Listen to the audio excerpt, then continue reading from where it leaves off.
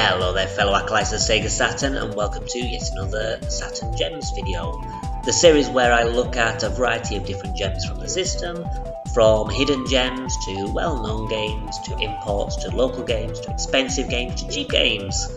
Hopefully there's something there for everyone. Well, let's not waste any time, let's get straight into it with my first pick, which is Mobile Suit Gundam Side Story 3. In previous videos I've covered Mobile Suit Gundam Side Story 1 and 2, and this really is nothing too different. It's a mech game which is played in first person, but the mech actually controls rather smoothly and you move with a pretty decent speed, and the controls are rather responsive, unlike a lot of mech games. You have access to a variety of different weapons and jump enhancements, and you go through the levels doing a wide variety of objectives. Usually it's a case of destroying other Gundam suits, but some of them have a little more variety too. In fact, compared to the first two games, I think the third game is probably the best of the trilogy. It contains more variety and the levels are a bit more interesting too. The game as well culminates in a final boss, which is pretty neat. It's a boss that's not really that difficult, but it's pretty damn cool. The game itself is probably more difficult than the first one, but less difficult than the second, and I actually think that the third game, as well as having the best variety of levels, also pitches the difficulty just about right as well. And because of that, I think that the third one is definitely worth picking up. As are the other two, because like with the other two, you can buy each individual one for like a £5, and you're picking up a trilogy of games for 15 quid. Sure, they're rather short, but they are pretty damn entertaining and very accessible as well to people that don't speak Japanese. The next game on the list is a game from a very well-known franchise, and that's Resident Evil. Resident Evil was originally released on the PlayStation, and the Saturn version was released slightly after, I believe. As such, this version is pretty much what you'd expect if you've played the PlayStation version, but with a few extras. It comes with extra costumes and extra battle mode, which honestly makes this the definitive version of the game. It also uses the Saturn controller, which again makes it superior to the PlayStation version, which had a terrible controller, in my opinion at least. But then I'm a Saturn fanboy, so of course I'm going to say that. The game itself is, as you probably know, a survival horror game, played in third person.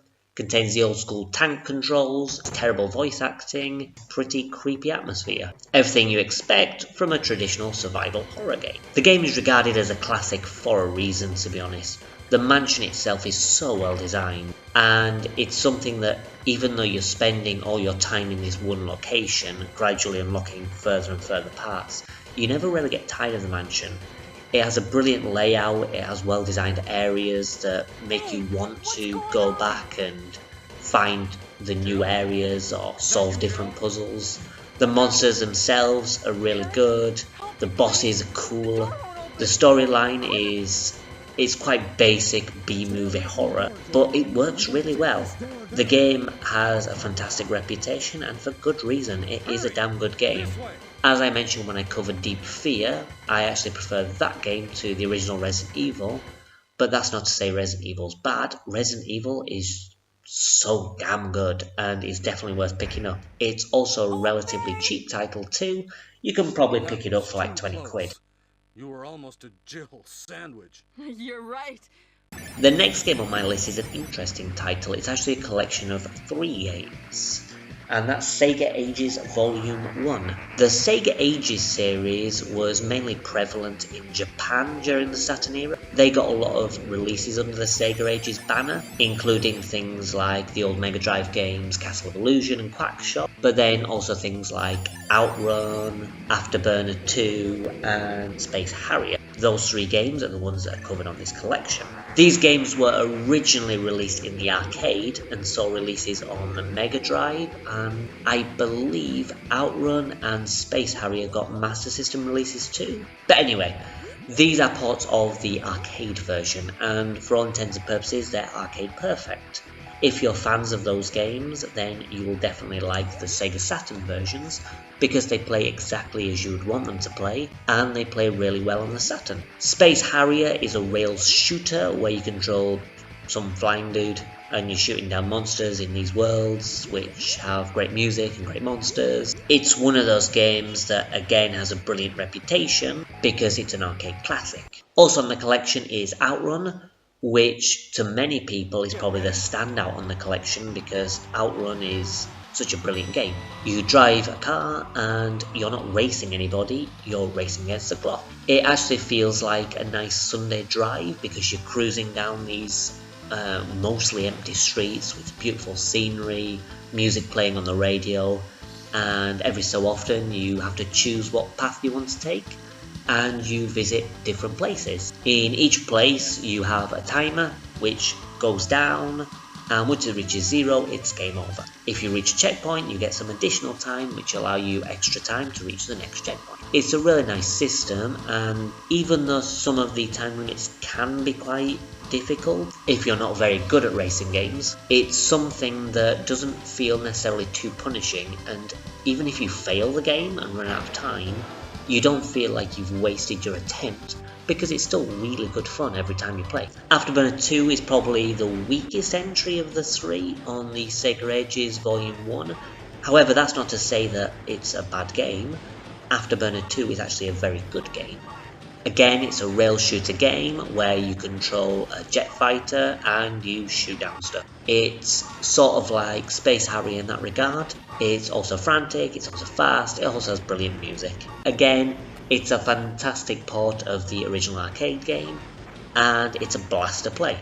All 3 games are really good fun, and you can pick up the collection for, again, maybe about 20 quid. The next game on my list is Mega Man X3, which is the 3rd entry in the Mega Man X series, and the first Mega Man game to be released on the Saturn. Mega Man X3 originally started as a SNES game, and that was later ported to both the PlayStation and the Sega Saturn.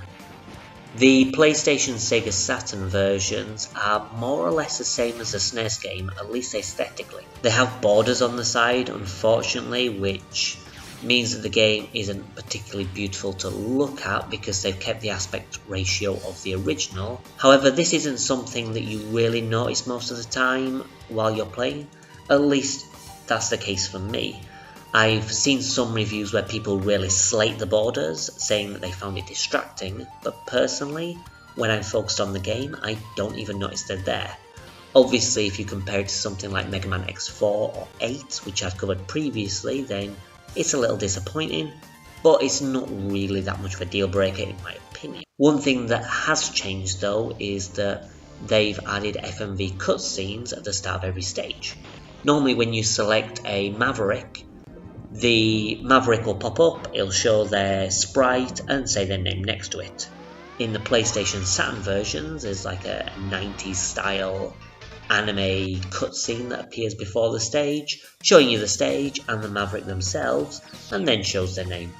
It's a really nice touch, and it's something that I absolutely adore. In fact, it's something that X3 does, which I really miss and think should have been incorporated into future X games and future Mega Man classic games as well, because it's a really nice touch and it just looks beautiful.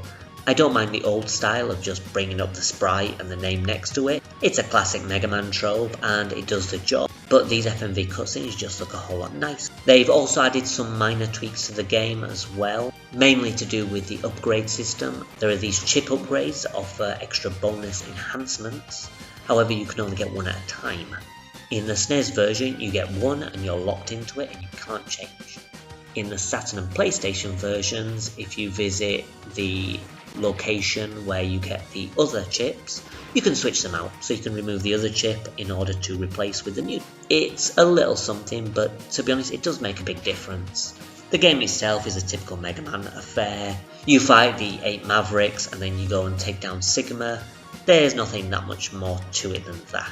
The level design itself and the Maverick designs aren't as good as some of the other games, unfortunately, but they're still rather enjoyable. There's also an arm upgrade, which honestly I find a little disappointing.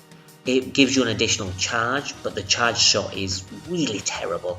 It fires out this blast of energy that's followed by like spiraling blasts afterwards. But because of the speed in which it goes, it's really difficult to aim, and it causes slowdown every time you use it. So at the end of the day, it kind of makes it shitty to use, and you never want to use it. I actually think that for my future playthroughs, I probably won't even collect the arm upgrade, just trying to go without it, because I find it more of a hindrance than a help. But the game is a Mega Man X game. If you like Mega Man games, in particular the X series, you'll probably enjoy it. And I think that if you're a fan of the series, it's worth picking up the Japanese version. It's definitely worth the money the Japanese version costs, which is maybe like 40 quid or something. But I wouldn't pay the 100 and odd quid it costs for the English version. The final game on the list is my pick for this video, and that's Akumojo Dracula X. This game is more commonly known as Symphony of the Night in the West. To give you a little bit of a background, Symphony of the Night was originally released on the PlayStation as part of the Castlevania series. They took the series in a completely new direction, mimicking that of the Metroid games, making it one big environment where you collect upgrades that give you access to newer areas. The PlayStation version was released first, and because the PlayStation couldn't handle 2D graphics, what they did was they made fake 2D. They created 3D models and then mapped 2D sprites on top of them to give the appearance of 2D. This made it so that the PlayStation would be able to run it a little bit better. Konami was also in the process of making a port for the Sega Saturn, but unfortunately the Sega Saturn hit a bit of a decline, and as such Konami, rightly to be honest, they decided to push the games through the door and to finish the port rather quickly. They did add some bonuses to the Sega Saturn version, including some new areas, new bosses, new enemies, new weapons, new armor, and so on. They also added an extra playable character in the form of Maria, who plays really well, to be honest. But what they didn't do was overhaul the game from the ground up to run on the Sega Saturn. If you know much about the Sega Saturn's infrastructure, you know that it was designed as a 2D powerhouse and not a 3D powerhouse.